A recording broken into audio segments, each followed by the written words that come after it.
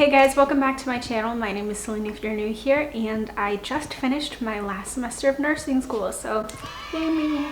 So in honor of me being done, I wanted to make a video about studying while in nursing school. So like I said, I just finished my last semester and I've always had issues with studying. I feel like I finally got down a good routine when it came to studying. I saw a huge improvement in how I started performing in tests. Yeah, I just hope that this helps you guys if you're starting nursing school or you're already in nursing school and you're just having trouble. So I know that I was really nervous when starting because I wasn't doing good when I first started, and so the things that I'm going to talk about in this video really helped me. So I'm not going to get too much into it right now, so if you're interested, just keep on watching. Alright you guys, so this is a multi-step process and it might sound like a lot at first, but once you get into the habit of doing these things, I feel like it really helps. So the first step is going to be that I convert all of the PowerPoints that I get from my professors into outlines. And I've gotten a lot of questions on how to do that, so I'm going to show you guys right now. Alright guys, so the first thing that I do is go to my PowerPoint, click on View, and then click Outline View. Once I get there, I go to Edit, Select All, and then this way it's all highlighted. Then I go to Edit again, click on Copy, and then I go to Microsoft Word and then paste everything onto there. Once everything is pasted onto there, I like to clean it up a little bit because sometimes it can be messy. So at this point, I'll change the font, change the bullet points, add pictures, anything that I can do to kind of clean up the outline and to make room to start annotating. And yeah guys, it's pretty simple. That's all I do. So once I convert them into outlines, sometimes I decide to print them out so I have a paper copy, or sometimes I just leave it as a file on the computer. But I bring that outline to class, and during that lecture, that's my first run through of the material. So after going to my lecture and annotating my notes for the first time, I listen to my recordings. Hey guys, Future Celine here. So I just realized I completely forgot to explain to you guys that I do in fact record my lectures. This is something that we are allowed to do at school. So if you have the ability to record audio on your phone or your laptop, I highly recommend doing so. Having it as a resource is extremely helpful for so many different reasons that I'm going to talk about right now.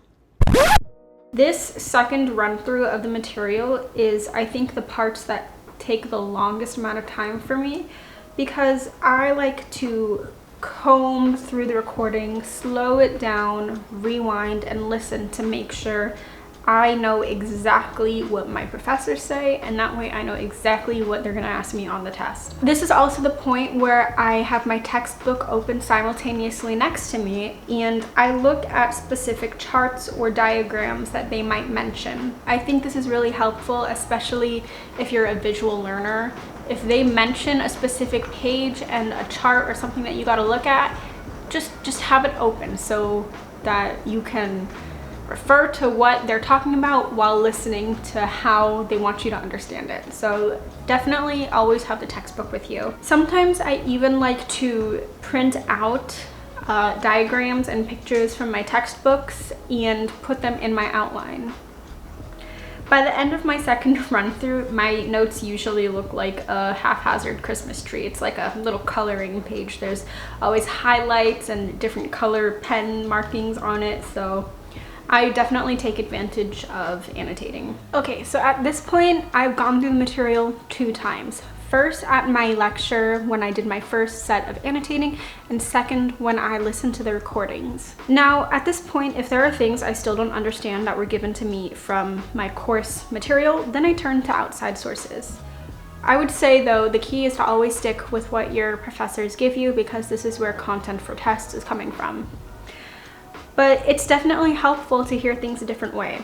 So once I go through all the material and I still need help and I need to just hear it from a different perspective, that's when I turn to my two favorite sources, which are Simple Nursing and Registered Nurse RN. I do pay for a Simple Nursing membership so I can access his study guides and his quizzes, and I honestly use them a lot. I print them out, his study guides, I print them out and I hang them on my wall behind my computer screen, so that way it's a form of passive learning and I can always just glance up and read through it really quickly and remind myself of a specific topic. I find that this is honestly very, very helpful for me. Nurse Mike's videos are also great ways to get mnemonics so you can remember things better.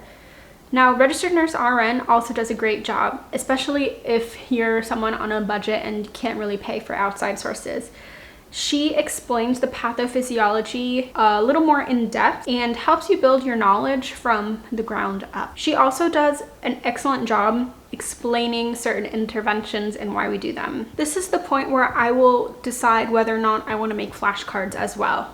If there are specific things that I need to memorize, like lab values or nursing interventions specific to a certain disease, then I make flashcards. Some things are just meant to be committed to memory, and the only way you can do that is by flashcards. So I either use like physical flashcards or Quizlet. It really just depends on my mood. I don't have a preference. One thing I do like to do with Quizlet is make practice test questions for myself. It's great when I have a lot of information in my content that I need to be a little bit more efficient with. So if I can ask myself test questions, that means I know the material well.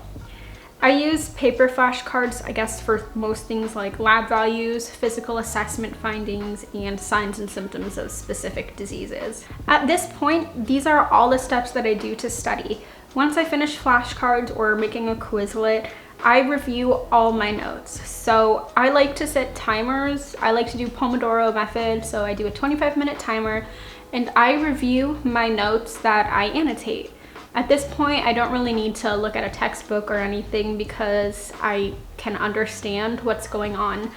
But another helpful tip that my friends like to do is re-listen to the lectures like 3 or 4 times through. A great way that you can like passively learn is playing the recordings in your car. So this is a great way to kind of let information simmer and digest in your brain. Yeah, I find that that's really helpful too. But like I said, after getting through the chunk of note writing, flashcard making, I always spend some time reviewing the content that I make before an exam. Alright guys, so that's it for this video. Hopefully you guys enjoyed it and you learned something helpful.